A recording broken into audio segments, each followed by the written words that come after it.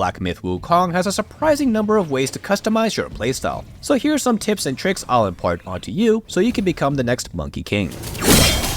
This is a tip from most action games that have a lock-on system, but periodically clicking on R3 to quote-unquote scan the area in front of you for hidden dangers is a good way to get a jump on your foe and not take a hit of unnecessary damage. You'd be surprised how many times they try to hit you with that same trick over and over.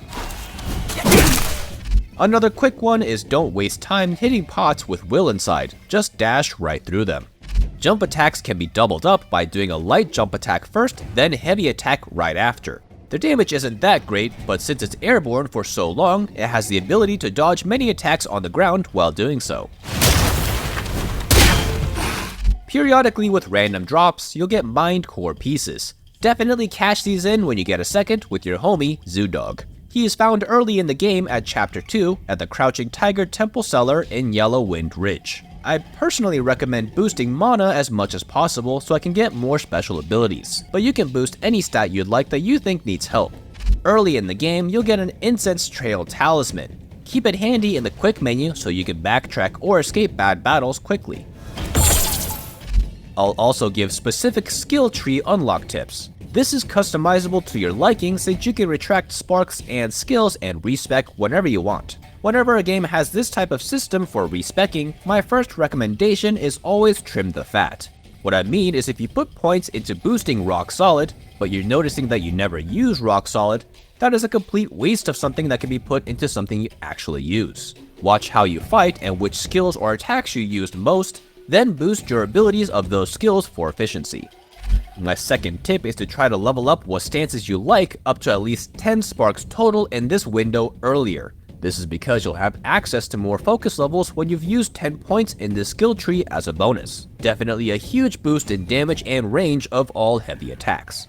I personally recommend leveling up Composure to get your powerful finisher without getting interrupted by dodge rolls. Spiritual Awakening to get as much mana as possible, more than health or stamina, because these abilities are more powerful and more times you can do it, the better. And Skyfall Strike, which has an auto dodge on the first strike and jumps high on the second attack, which dodges many low attacks again, and is cheaper on focus points.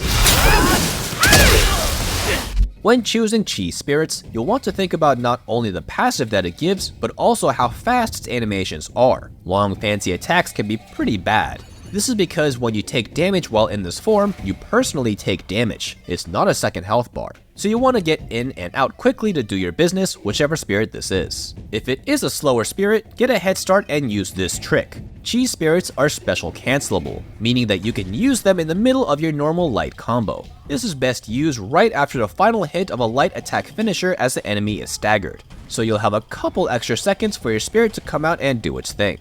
Full-on transformations, on the other hand, are a full second health bar.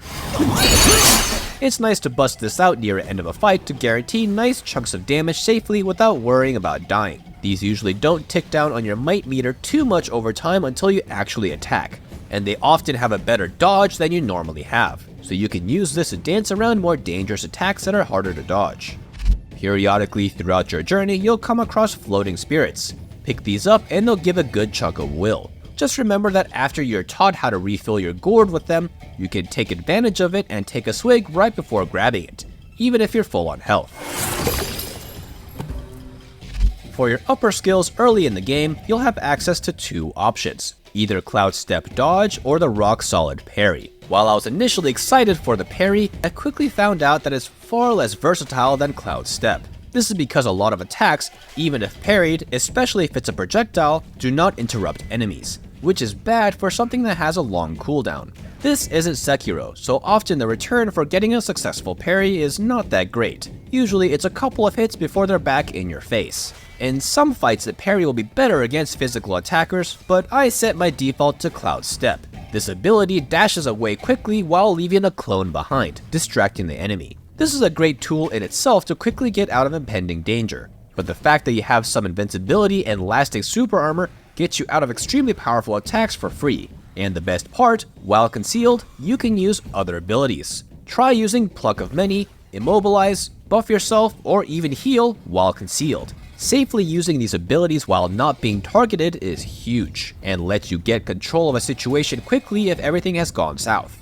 While this game does have an attack combo system that you can acquire through the skill tree, the true meaning of a combo to get multiple attacks back to back without retaliation is actually possible to get, or more correctly, a type of stun lock. I recommend using hard-hitting spirit attacks, Immobilize, regular attack finisher, and the regular smash see-through combo.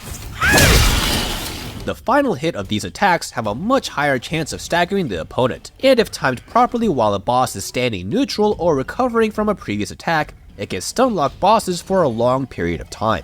This is really good because first, you can use a good number of abilities and cash in the damage straight away and have them already recharging for when the combo is done. The point of doing combos is to do damage without taking damage, which is great for saving some healing drinks you could have potentially wasted flailing your arms around randomly in the beginning of the battle.